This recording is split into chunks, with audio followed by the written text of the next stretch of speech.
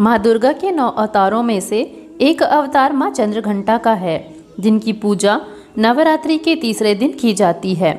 माँ चंद्रघंटा को चंद्रखंड, चंडिका और रणचंडी के नाम से भी जाना जाता है। इनके माथे पर घंटे के आकार का अर्धचंद्र है, इसलिए इन्हें चंद्रघंटा कहा जाता है।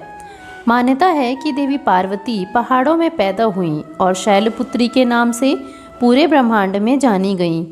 माँ ने भगवान शिव के लिए अपना पूरा जीवन समर्पित करने और उनसे विवाह करने का संकल्प लिया। माँ पार्वती हमेशा अपने इस संकल्प पर दृढ़ रहीं। उन्होंने लगभग 5000 वर्षों तक भगवान शिव की तपस्या की थी। एक दिन भगवान शिव ने पार्वती से कहा कि वो कभी अपने जीवन में किसी स्त्री से विवाह नहीं करेंगे। यह सुनने के बावजूद पार्वती ने शिव को जीतने के अपने संकल्प को नहीं खोया।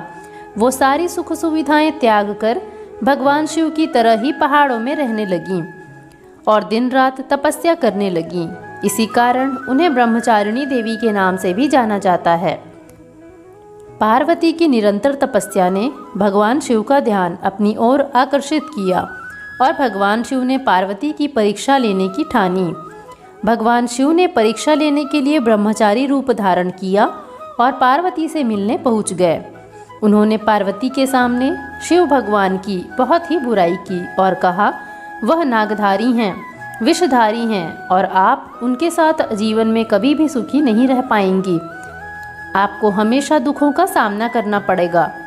लेकिन माँ पार्वती ने उनकी एक न सुनी और क्रोधित हो गईं।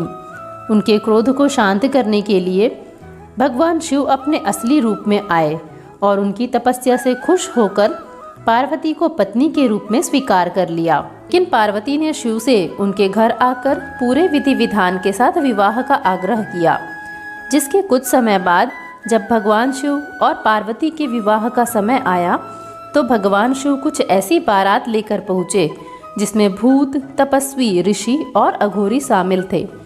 सबसे अचंभित करने वाली बात तो यह थी कि भगवान शिव के गले में फूलों की जगह सांपों की माला थी।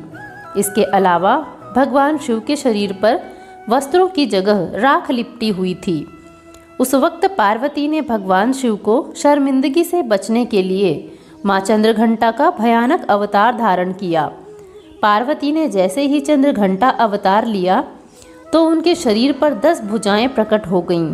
उनके 4 दाहिनी हाथों में कमल का फूल, तीर, धनुष और जपमाला थी और 5वें दाहिने हाथ में अभय मंडल थी। इससे विवाह में शामिल हुए लोगों का ध्यान भगवान शिव से हटकर पार्वती पर चला गया और सभी अचंभे में रह गए। कुछ देर बाद पार्वती भगवान शिव के पास पहुंची और उन्होंने भगवान शिव से प्रार्थना की, हे स्वामी, आप इस समय सभी का भय दूर करें। उनकी विनती सुन भगवान शिव चंद्रशेखर अवतार में अवतरित हुए। इसके बाद भगवान शिव और पार्वती विवाह के मंडप में बैठे और विवाह संपन्न किया। माँ चंद्रघंटा अपने भक्तों पर सदैव कृपा बनाए रखती हैं। जो भी माँ की सच्चे मन से आराधना करेगा, माँ उसके जीवन की सारी बाधाएं और समस्याओं को समाप्त कर देंगी और उस पर अपनी असीम कृपा अवश्य बनाए रखेंगी।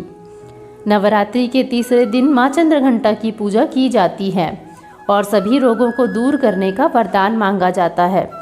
दोस्तों, माँ चंद्रघंटा दुर्गा माँ का तीसरा रूप है, जिन्होंने असुरों का संहार कर देवताओं की रक्षा की थी। कहते हैं हर पूजा मंत्रों के बिना अधूरी है, इसलिए माँ चंद्रघंटा की पूजा के दौरान व्रत कथा और पूजा विधि को जानने के साथ साथ माता के विशेष मंत्र के बारे में भी पता होना चाहिए। माँ चंद्रघंटा के लिए विशेष मंत्र है ओम देवी चंद्रघंटाय नमः, अर्थात ओमकार स्वरूपी सबका कल्याण करने वाली माता चंद्रघंटा को हमारा बारंबार नमस्कार हो। कहते हैं कि विशेष मंत्रों के द्वारा माँ चंद्रघंटा की आराधना करने वालों का अहंकार नष्ट होता है और उनको सौभाग्य, शांति और वैभव की प्राप्ति भी होती है। देवी चंद्रघंटा की उपासना नवरात्रि की तृतीया को होती है। माँ चंद्रघंटा का रूप बहुत ही सौम्य है। उनका वाहन सिंह है। उनके 10 हाथ हैं। हर हाथ में अलग अलग शस्त्र हैं। वे आसुरी शक्तियों से अपने भक्तों की रक्षा करती हैं। माता की यह कथा हमें यह सीख देती है कि कैसी भी परिस्थिति हो, लेकिन हमें अपने लक्ष्य को नहीं छोड़ना चाहिए। इसके अलावा भगवान से अपने विश्वास को भी नहीं डिगने देना चाहिए, तभी हमारा कल्याण हो सकता है। दोस्तों, अगर आपको यह जानकारी पसंद आई हो तो कमेंट बॉक्स पे ओम देवी चंद्रघंटाय नमः जरूर लिखें। अन्य देवताओं के अवतार, हिंदू व्रत त्योहार व अन्य धार्मिक जानकारियों के लिए जुड़े रहें भारतीय संस्कृति से।